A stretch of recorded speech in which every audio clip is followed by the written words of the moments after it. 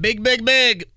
Week 8 in the NFL, and when the schedule came out, this was something that was circled. You face the Houston Texans twice before Halloween, and certainly when you lose the first one, the second one just ramps up majorly in terms of importance. So this is huge. You want a realistic shot at putting back into the season pressure on the Houston Texans and try and win your first division. In a decade, this has got to be in the win category. And I'm a little surprised, Eddie Garrison, by the way, welcome to Colts Corner with Kevin Bowen. I'm a little surprised to see the spread at the level that it is. 6, 5.5. I don't know. I expected something a little bit more around a field goal for this one. So the Colts will go from their biggest favorite of the season last week to their biggest underdog of the season this week. How you doing, sir? Doing well, although it does kind of make sense that Houston is a 6.5-point favorite, because if you go back to week 1, Houston was 3.5-point favorite. Yep, so then you swing it home, and that's usually about three points. But aren't the Colts in the better personnel shape than the Texans compared to week 1? I mean, Josh Downs for the Colts, no Nico Collins for the Texans, a couple other Texans defenders out from that game. You might say that Samuel Womack is an upgrade for the Colts this time around. So, yeah, that's where I'm just a little surprised to see it at that level. So plenty of Colts and Texans breakdown on this podcast. We'll get to Twitter questions as well. Eddie Garrison, I'd be remiss if we didn't start with the GOAT, the news item of Wednesday. And it's kind of funny. The Colts sent out an email late Tuesday night of Shane Steichen bumping up his media availability a half hour. And I thought to myself, that's very un-Shane-like. That is a man that loves repetition and consistency, and I don't think he's ever been a minute late or even a minute early necessarily to his weekly press conference. And sure enough, I walk in there and I see Mike Wells and I see a little drape over a picture on the wall, and I'm like, something is not totally adding up here. Mike Wells was back in the building? Mike Wells is back in the building, not just for the cheesecake either. Mike Chappell Media Room. I think if anybody's listening to this podcast, they certainly know the name of Mike Chappell. He's covered the Colts since 1984. He is one of the greatest human beings simply I've ever met. I'm fortunate to sit next to him at every single Colts home game. He is a man that defines integrity. He has an unbelievable sense of humor, and he's honestly probably one of the main reasons why I was so interested in getting into this field in the first place, just from reading him for all those years and then to kind of get to meet him and get to know him. He is a great, great human, and certainly a role model of mine, not only in the industry, but as a father and as a husband as well. So love Chap to death. I thought it was really, really cool that, Peyton Manning, Edgerrin James sent in videos acknowledging Chap. It was pretty funny to watch both of those, and plenty of his former star colleagues were there as well, as wife Kathy, and he's a great, great, great individual. Love me some Mike Chappell. Very deserving. Kudos to the Colts for that. And again, a man in an industry that oftentimes people, I think, unfortunately, but understandable, they are quick to be skeptical and, the media is this and that. Mike Chappell is the definition of integrity, and he is deserving of that honor, and it was really, really cool to see, and cool to see his emotion as well today. Now, I got to read Mike Chappell mostly growing up, and I've got to know him, just a little bit, as the producer of Queer and Company or whatever, when I was in the morning filling in for Mark or whatever the case may be with the Ride with JMV in the afternoon. He's just always a nice guy, and I've met him a handful of times out at Colts camp when I had the opportunity to go out there, and when I see the picture that you posted after they unveiled it with him and Pete Ward, you can kind of see the emotion on his face, and typically he's a very stoic guy. Sure. Doesn't show much emotion, right. And you can certainly tell how much that meant to him today. When do you think he had any idea leading up to it? No,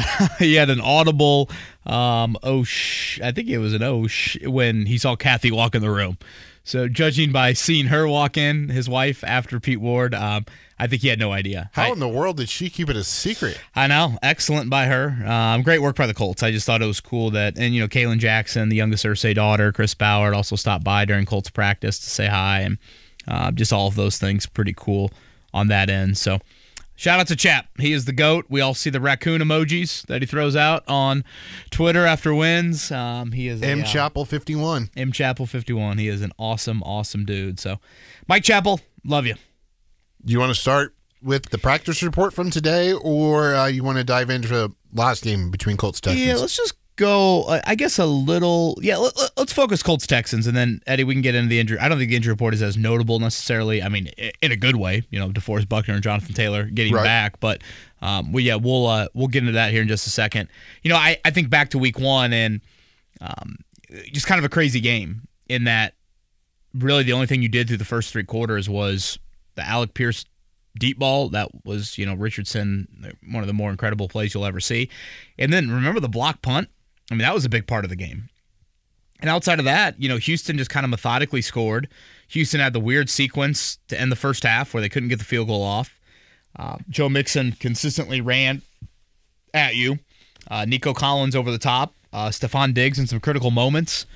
Then the fourth quarter, of course, you're able to strike with Pierce again and then to Ashton Doolin, and Nico Collins puts the game on ice there. So if you look back at Week 1, the run game disparity was shocking. Could not believe Mixon had that level of success and the Colts had a lack of success. Remember, Taylor was only 3 yards per carry in Week 1.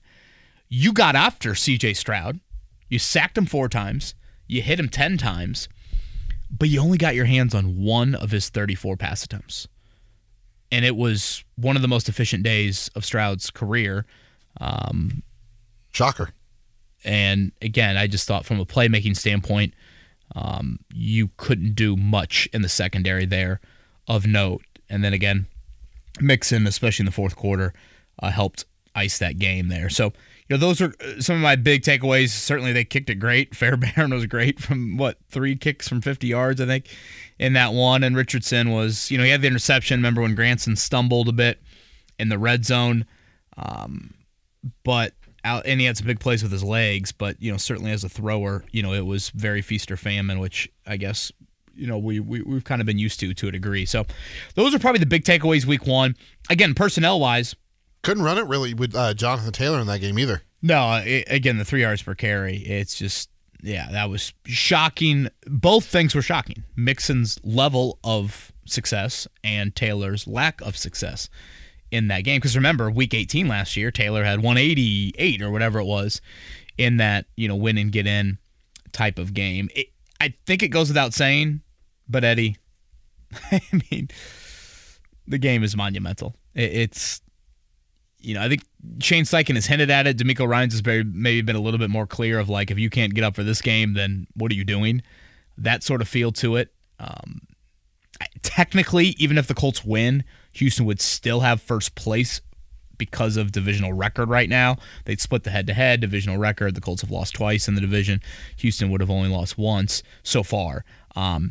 But look at what Houston's got left. I mean, they still have the Lions. They're at the Cowboys. They've got Miami with Tua, theoretically. They're at Kansas City for a game. They have Baltimore. Mm-hmm. So, I mean, that number 1 ranked schedule in terms of winning the division last year is still there for them. So it's just such an opportunity to put real November, December pressure on them. And that, to me, is just such a golden opportunity for it. Obviously, C.J. Stroud has had ample success against the AFC South, 13 touchdowns and no picks, which is incredible, in 7 games. But he's also coming off the worst game of his career, where Green Bay got after him. And that's kind of the question of, okay, Houston's always had a little bit of the O-line question. Their O-line coach down there. Chris Strasser? Old Chris Strasser. That name is brought up. Are they making personnel changes? Is he keeping his job, et cetera, et cetera? But I go back to Week 1, Eddie, and it's you got after him. And yet it didn't really matter. I mean, they scored 29, and they ran Mixon great. And he had some Houdini-like escapes, though. He did. But when they, needed to make plays in the passing game, they did. And now the question becomes for me of, okay, Nico is out. He's been a Colts killer. Do you leave your guys on a little bit more of islands and commit more to the run game? Where's the balance with that? Or are you going to let Stroud sit back there, and he is so accomplished and advanced as a thrower in this league that is just risky business. But boy, the schedule's getting tougher. If you look at it, this is the toughest stretch. You see several guys on any sort of MVP list, top 5, top 7 names. You're going to see a lot here in the next few weeks. So Andre Johnson, Hall of Fame ring game down there. Colts legend Andre Johnson. So I see what they did there. Very similar. Well, I mean, Dwight Freeney week 1 by the Colts. So both of those teams, going with the Hall of Fame ring moment there when they're playing each other. It'll be Andrew Catalan and Tiki Barber back in the booth. So anything on your end, Texans Colts first matchup related before we get into? I do have a couple just news items to hit on before we get to Twitter questions. Nothing from last game. Do want to point out that C.J. Stroud is coming off the worst game of his NFL career. Granted, it's only been a season and a half, but 10-21 against Green Bay, 86 yards, and he was sacked 4 times and had a QBR of 22.1. He's only thrown for 300 yards twice, and he did that back-to-back weeks against Jacksonville and Buffalo. So it's been a little bit of an up-and-down season so far for C.J. Stroud, 10 touchdowns to 4 picks. So it'll be interesting to see how it all plays out on Sunday because of the factors that are all at stake here. Best injury news midweek, probably all season long. DeForest Buckner, Jonathan Taylor, both back to practice today, the opening up of the 21-day window for Buckner. If you would tell me, Kevin, a Colts player has missed 5 weeks, name me the player you think could make it back that very next week. The first name atop the list would be Buckner. And again, him and Taylor both play a position where you can do the pitch count thing. I mean, Buckner's done it before. Buckner's done the, third down roll before. Did he do it for Green Bay? Yes, he was doing it for Green Bay. Because he got hurt late in the Houston game, right? Now that I think he got hurt in Green Bay. Right. But he got hurt late in Houston, right? Didn't he have the back injury where he very gingerly was moving off the field at the end of that game? And then I thought he was on a pitch count for Green Bay and got hurt during the game. Yeah, you're right. Sorry. I misunderstood. No. I mean, hell, there's been a lot of injuries with this team. It's interesting to talk. Well, first off, with Buckner, they're going to have to make a corresponding roster move by the end of the week. Is that Jalen Carlisle's injured reserve? What does that look like there? So that'll be something to keep an eye on. Again, you can scream the old third down red zone package. It is wild, though. I mean, September 14th was his last practice. That's a long time ago when you think about it. For Taylor, I'm not ready to publicly commit to him in the lineup probably till Friday. I mean, it's just with him, it's just different. Go back to 2022. There were different points in that practice, regime where I felt like he was going to play on Sunday, and then later in the week things kind of shifted. And it doesn't happen often. EJ Speed is probably an example of it last week. EJ Speed had a really weird practice week. He went no practice Wednesday, limited Thursday, full Friday, to not playing. Saturday, they downgraded him. I mean, you hardly ever see that. So with Taylor, I'm not ready to commit. Yes, 3 weeks for him, 5 weeks for Buckner. Theoretically, should that mean Taylor's more ready? I don't know. I mean, all these guys, their own individual players and individual injuries. So it's hard to kind of say past precedent there. But it is worth noting, arguably the biggest game of the season, your 2 best players might be back in the lineup. Yeah. And they are without, I would say, certainly one of their best players in Nico Collins. And the linebacker that's got a couple names, Aziz, whatever. Al-Shaair. Thank you. Al-Shaair. Sounds like he's a little banged up. Didn't play last week. Didn't look like he was practicing today. I don't think it's fair to put him in the Buckner-Taylor category, but he's an important guy. Well, considering they're already missing their best their other linebacker, their Zaire, right? Yeah, Christian Harris remains on injured reserve. So, this is kind of gets back to guess what I was getting at early on, Eddie, of like, man, 6 points, really? And you know what? The Colts went 4-1 without DeForest Buckner. But you imagine saying that? Buckner's going to miss 5 weeks, and you go 4-1. And the counter to that, people would say, well, you're 0-2 with him in the lineup, I guess. Sure, but I guess what I'm getting at is this. Shane Steichen again said it today. The Dolphins game wasn't the prettiest thing in the world. Now the question becomes, you survived. I mean, if you look at it right now, the Colts are one of 4 teams in the league, Eddie, that have played every single game as a one-possession game. And if you look at the other 3 teams, they're 1-2 win football teams. The Colts are 4 wins. Yeah. And they've survived. And I think a huge element is they're the least penalized team in the NFL. But, now the question becomes, survival mode, you have to have it at some point.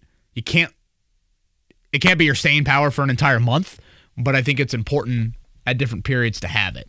And now the question again becomes, can you uptick your level of play? And does the return of Buckner and Taylor do that for you? Because the competition certainly is going to get better. If you want to look ahead to Minnesota, Minnesota's going to have 10 days to get ready. They play tomorrow night. They're the Thursday night game. They could have TJ Hawkinson back for your game. So it's just one of those things where the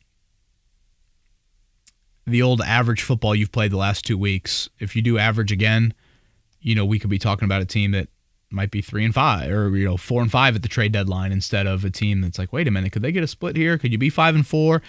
Do you rethink that? Do you set yourself up for the end of the season where things are really manageable on that end? I feel like that covers kind of everything that I probably had. Eddie, if you want to hop into Twitter questions or I guess the injury report from today, whatever you feel necessary. I haven't seen an official injury report. Just want your clarifications. You already talked about it. Taylor, Buckner back at practice today. EJ Speed was back out there, but he was in a knee brace, right? Yeah, knee brace on the right knee. Braden Smith, Ryan Kelly out. Who else? Pittman and Downs, right? They also didn't appear to be going. So if you look at it defensively, that's 9 of 11 starters on a Wednesday. We haven't said that very often. Samson Ebicom and Juju Brents would be your 2 starters not out there. So I know we'll get into the Texans a little bit more at the end, but this to me comes so much back to like your secondary has got to rise to the occasion, especially without Nico Collins. Like there's an opportunity here for Diggs and Dell are a nice tandem. Tank Dell I know has had a very quiet season. They're a nice tandem, but like this is not Nico Collins with those two. And quietly, Kev, they have to pay attention to Dalton Schultz. And Schultz, again, he had a couple moments in week 1. I know last week I don't think he had a huge game by any means. But, yeah, I mean, Schultz is, he can have a Jonnu Smith type. None of their receivers had any big games when you only throw for 86 yards. Right, certainly. But I just look at it as, like... I was just thinking of the point, like, you just said Jonnu Smith had a good game against the Colts in Miami. Cole Kmet had a good game against the Colts. Yeah, it does seem like tight ends have... had some moments.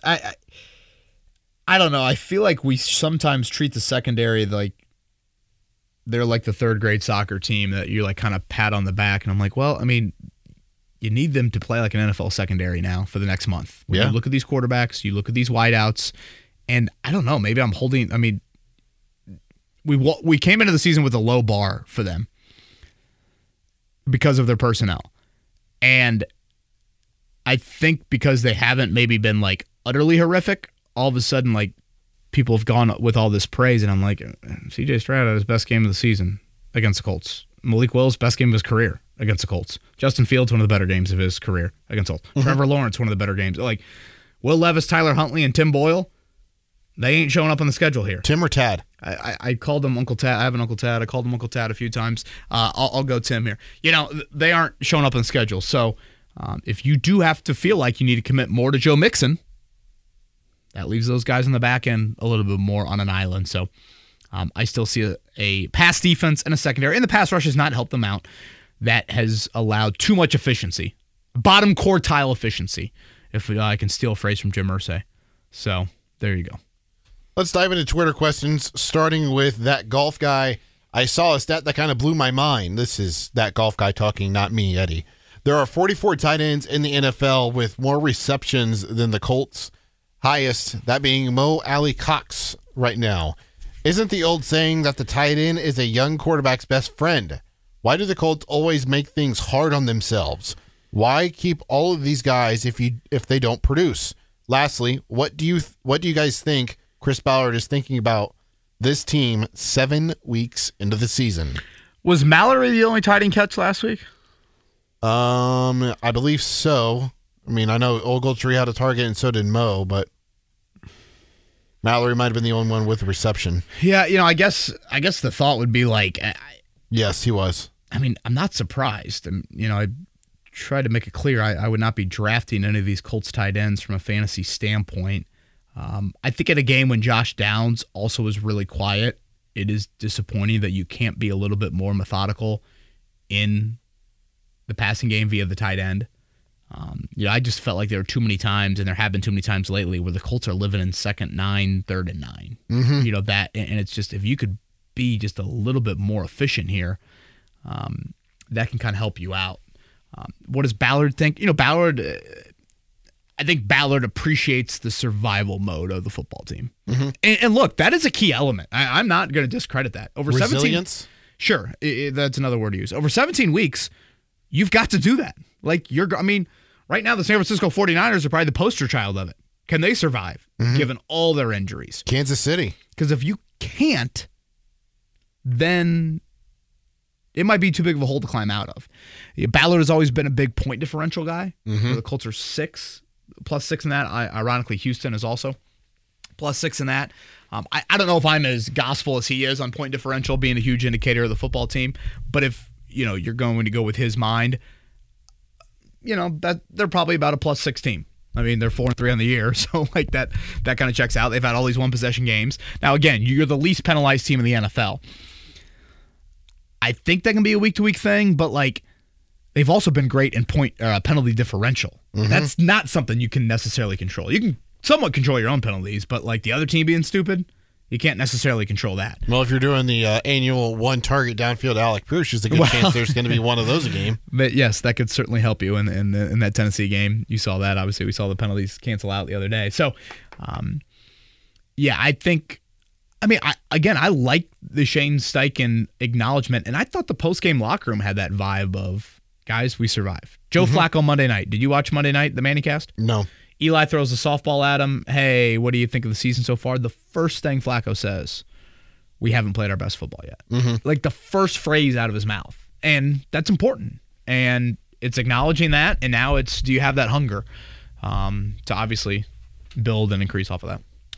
Matt says, call me an optimist, but I saw progress from Anthony Richardson against the Miami Dolphins.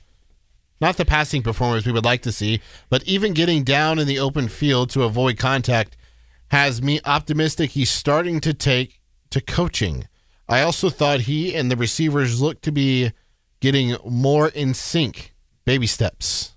Matt, thank you for the question. One thing I told you and talked to you about, Kev, on this podcast is I always felt like there was no bracing for contact. There was no kind of easing your way down into it. And I noticed a handful of times against Miami that he started to brace for contact, kind of like, because everyone points at Lamar and Jalen Hurts. Those guys don't initiate contact like Richardson was. Those guys brace for it, or they get out of bounds, or they slide. Yeah, I guess I'll start here with Richardson. To go back to Sunday, I didn't think there was as many erratic dartboard throws as he's had in some other games. Like not even hitting the board.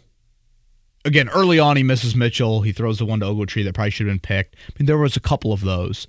But I thought if you were going to like literally examine all 14 incompletions, I didn't think like 5 of them were due to horrific accuracy. Just purely a miss by him.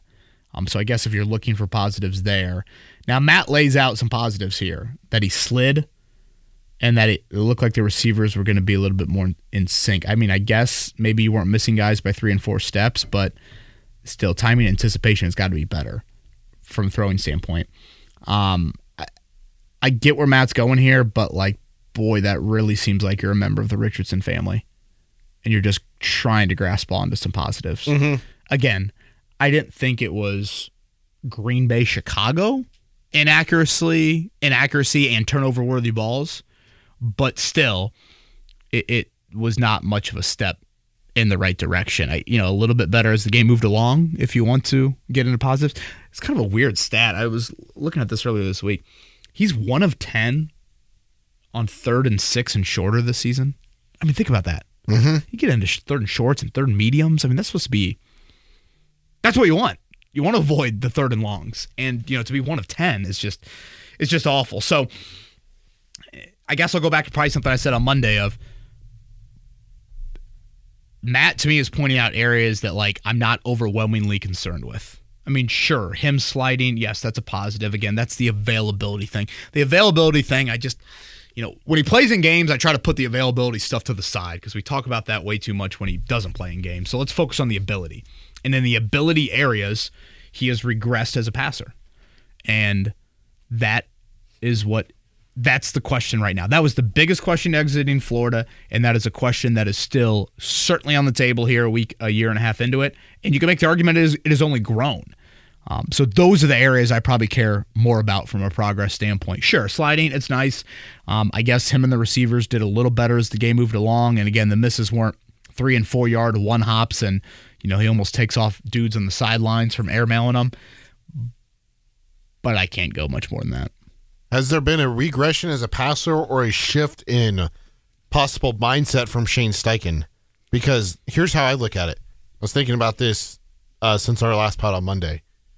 We've been talking about, and we've had listeners ask, where are the RPOs or just like some quick, easy hitters that we saw last year? Yeah, he has been a lot better in the RPOs than other non-RPO plays. But it just feels like those haven't been as frequent as last year. Right. So to me, I'm wondering if Shane has changed the way that he's calling plays in the aspect of trying to have Richardson identify pre-snap where he needs to go with the football and then adjust accordingly post-snap when the coverages actually start to play out. Yeah, and honestly, if you want to go back to Sunday, that's where I thought so much of the issues was pre-snap. Just misidentifying free rushers, knowing where to go with it, the easy answers, those things. Steichen, it's such a tough dilemma because, if you cared only about growing Anthony Richardson, you would have him as a drop back passer 60, 70, 80% of the time during a game, and it would look like the preseason. But if you're trying to win a football game, you're going to run him, 14 times? Is that what they ran him on Sunday? Yeah, 14. You're probably going to uptick that to 18 or 20. Was that impacted by no Jonathan Taylor, do you think? Possibly. You're going to run him even more, so... Yeah, someone brought up earlier, man, I thought Steichen had a missed opportunity and not going it for 4th and was it 4th and 2 or 4th and 3, one of those that they punted away, or they took a delay, I think is what they did, and then they punted it away. And I'm like, okay, well, again, what's the answer there? Is the answer to win the football game, or is the answer to get Anthony Richardson an important 4th down rep? The answer is probably to win the football game. Right. That's where the Colts are in an awkward situation. It's awkward. The areas where you want him to grow in, expose him. Mm-hmm. Well, that in general exposes your football team. And that's where so much of this, it just has to come with time on task. It has to come with a healthy offseason. That's where it's hard, I think, to see significant signs of it in season. If you look at, and I'll go back to Josh Allen and Jalen Hurts, if you look at it, Allen, it really wasn't until year 2 before Allen had some changes. Mm-hmm. Hurts, it's a little bit more of kind of the midway point. Now, he barely started as a rookie, not till the tail end. He kind of turned it about in the 8 or 9 starts into his NFL career. Ironically, Steichen becoming a play caller was a big turning point in that. And obviously, A.J. Brown there and Stephon Diggs in Buffalo contributed to some of that stuff. So, again, we're getting there with Richardson. We are kind of at those points of his career, whether it's 8-ish starts, whether it's midway point of year 2. But then part of me looks at it and says, well, look at the offseason he just had. A large chunk of it was recovering from shoulder surgery. Mm-hmm. So, I certainly hear you out, Eddie, of when you look at Sunday with Houston, for example, it's a must-have game for the season. So do you run Richardson 20 times and then you tell him to chuck 6 balls down the field to Alec Pierce? Isn't that the best recipe for him? Or do you try and, it's the old question of, can you run an effective offense and keep him healthy? Yeah. That is a question that is very, very hard to answer. Right now, the answer to that would be no.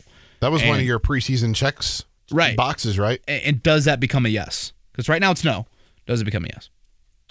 So we had Matt the optimist. Now, Rodney was impressed with the downhill nature of the linebackers attempting to stop the run against the Miami Dolphins. It just looked different than what Colts fans have seen this year. 19 tackles for Grant Stewart was a boost on a poor run defensive day. With DeForest Buckner probably coming back soon, do you believe that Grant Stewart has forced the hand of the defensive staff to get some reps after that? Or was that a smoke and mirrors adjustment with the injuries to Speed and Carlisle? Thanks, guys. Thank you, Rodney, for that. Yeah, it probably is just kind of a little bit of a depth chart thing and, guys getting bumped up. Now, again, Carlisle, he was in a boot today in the locker room, and it sounds like he's going to miss time, We'll see, is he a candidate to go on injured reserve later in the week with that Buckner roster move theoretically coming? Could Stewart be that third linebacker? I still think EJ Speed and Zaire Franklin aren't coming off the field anytime soon. But again, a lot of it is what you want in that third linebacker. Now, I thought the run lanes were big on Sunday. And I think a lot of it might sound like I'm carrying the Colts water a little bit. I think a lot of it was attention towards Hill and Waddle, not letting them beat you, and thinking to themselves, hey, we'll take death by 1,000 paper cuts. Because Huntley will screw up eventually. That's more like challenging them. It's like, hey, we're going to just see if you can do this. And that's a thought that I think is great of like, take away their strength and make them beat you left-handed.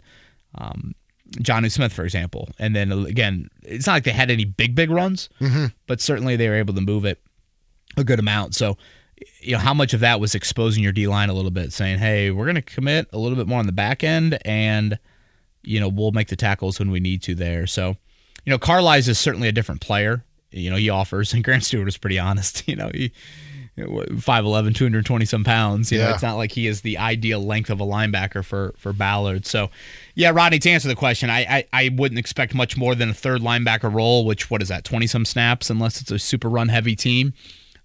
Maybe he creeps into a little bit more, but I wouldn't hold my breath on it. The player that I would say would most likely be either, I would assume, waived would be Adam Gotsis, if you're looking at positionally speaking. Would you agree? Yeah, I probably would need to look at a D-line depth chart. Is that where you're going because Buckner is coming back? Yeah. Yeah, how much was Gotsis assigning for like Tyquan Lewis and his injured reserve? Is there a random D lineman that I'm not thinking of, or is Gotsis the random one? Jernard Avery? Oh, yeah. I keep on forgetting about Avery. Yeah, doesn't Avery seem like more of a cut than Gotsis? I'm not sure. I feel like it feels like Gotsis is actually playing. Well, because Buckner's out. Right, but I feel like he's actually playing a little bit of end. Oh, maybe. Yeah. And maybe more in base or more in rundowns, but Ballard and cutting guys in the trenches, man. He's not a big fan of that, but I understand where you're coming from. Because linebacker-wise, who is it? Is it just Alubi? Is he the other one? Yeah, it would be Speed. They did Stewart. open up the window for Cam McGrone today, the linebacker at LC, who I thought had some nice moments in the preseason. So, his return, I don't think he's a guaranteed 53-man guy, special teamer, right? But, could be a special teamer there. So, something to watch. Flippin would like to know, what are reasonable fan expectations for Anthony Richardson the rest of the season? Reasonable. Turnover issues get quieted down majorly. Sniffing. What's he at right now? 48%? Yes. Does that get to 55? That, and I'd say 55 for the season, which is going to take multiple games of over 60 to, get to that threshold. Honestly, so much of his time on task. Like Eddie, for example, Sunday will be the first time in his NFL career he will see a defense for a second time. Yes. In a season, yeah.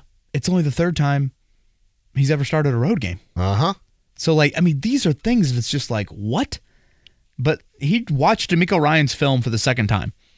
And he now has actually seen them a third time, if you want to go back to last year, when he played in week 2. So much of it is just like, he just needs to get into these games. But again, as far as statistics, I'll go there.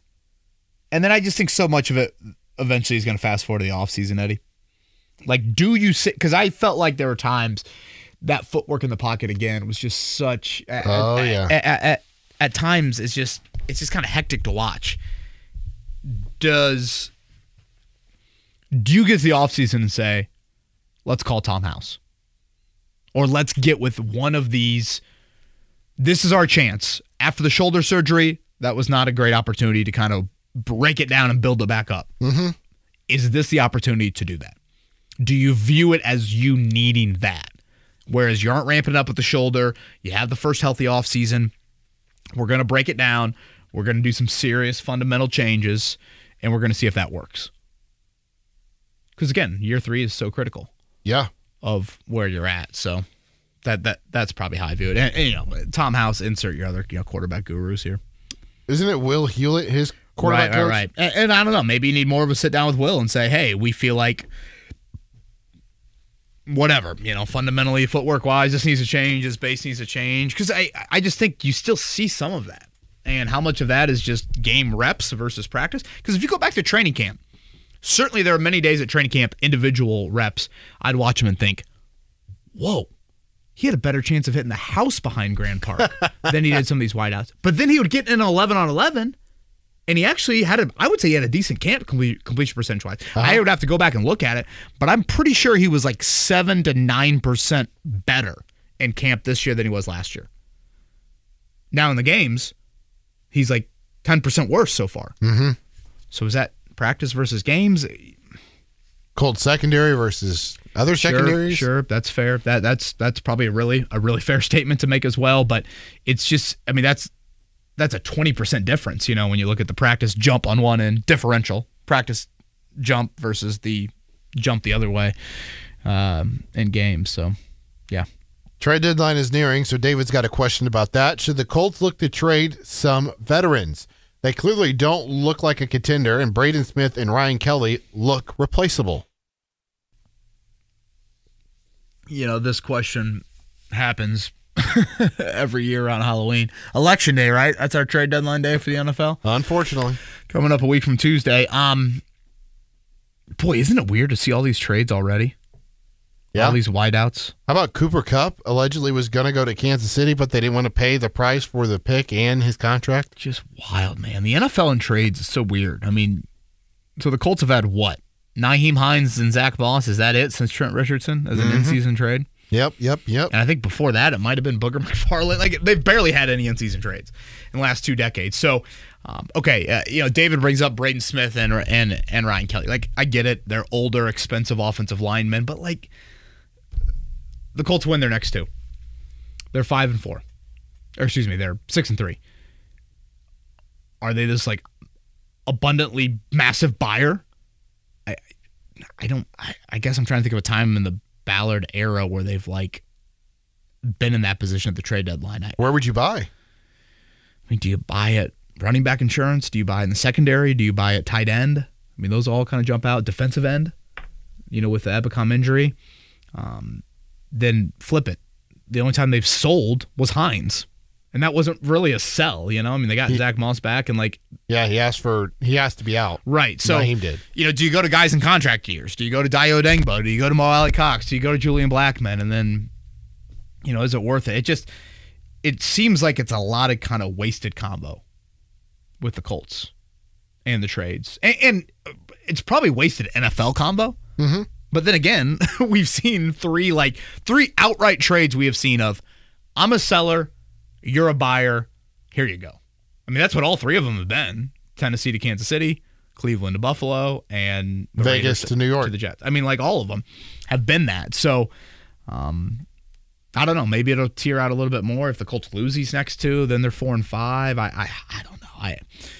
The easy answer is probably nothing will happen. And then you've got L.A. out there. There's speculation that they'll trade Stafford to Minnesota and Kupp will get traded. I thought Darnold has been like halfway decent. Yeah, but I think there's some years of control left on Stafford's contract. Darnold's a free agent after the year, and got it. Don't know if they want to commit to McCarthy just yet. Gotcha. Okay. 3 questions left. We'll try to get to these quickly. Or 2 questions, I should say. I can't count today, apparently. Trevor says, hey, Kevin, what are your thoughts on Shane Steichen's play calling, especially when it comes to helping Anthony Richardson? In the small sample size last year, AR was doing more play-action rollouts and hitting guys on the run. Seems like there have been 0 actions of that this year, and I think it would be beneficial for a struggling quarterback hitting his receivers. Yeah, I think specifically, you mentioned this earlier, Eddie, like his numbers throwing the ball via RPOs versus other plays. The RPOs has been pretty efficient. So do you go a little bit more there? Like, I do think Steichen could help him with some of those easier throws. Shane, 9 times in the first 6 questions on Sunday in the postgame, I got to be better. And I didn't think that was just like outright coach speak. Like, I do feel like they struggled to identify the pre-rush stuff, or the pre-snap stuff, and then guys getting open. But that is an area that you have to look at. I thought it was,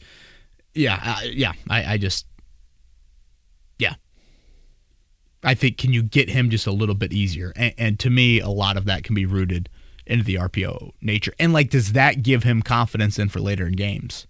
Mm-hmm. You know? Now, he threw better later in the game on Sunday. Yeah.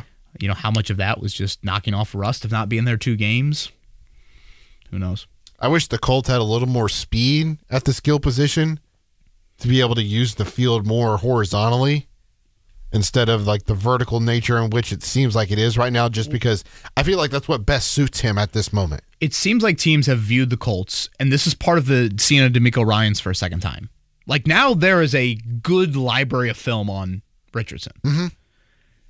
And it almost, the question is this: we are going to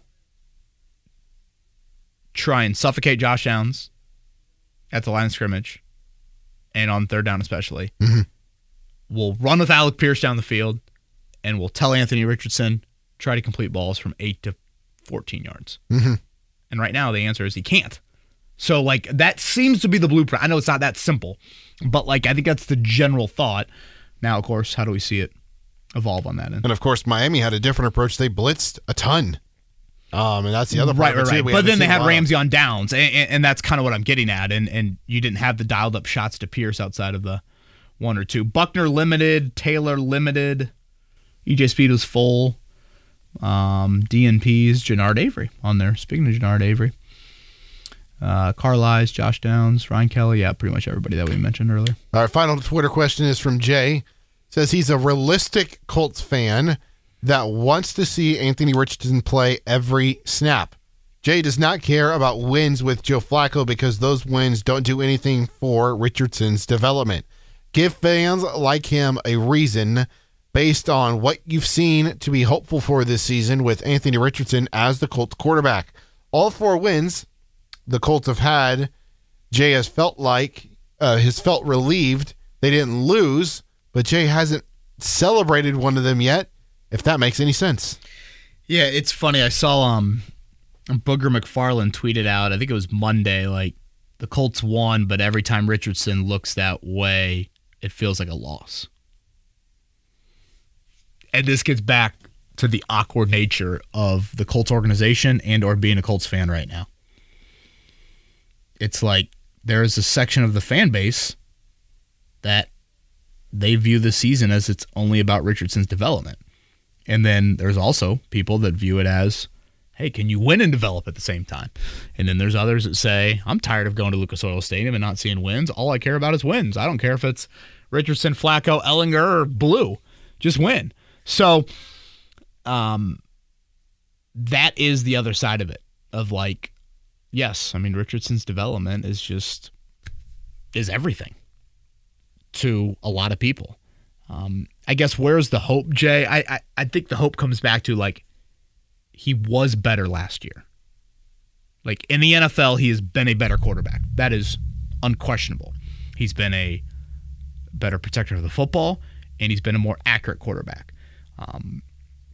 Like, if you were going to make me grade, like, B-, C+ type of player maybe last season as a quarterback, if you just graded him with all the quarterbacks in the league, and this year that letter grade would be hovering around D. So that, I guess, is the hope of, like, can you get back to that level? And, like, is this just generic rust?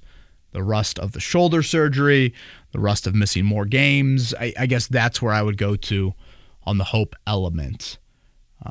Yeah, that's probably where I would go with Richardson. All right, Kev, time for predictions.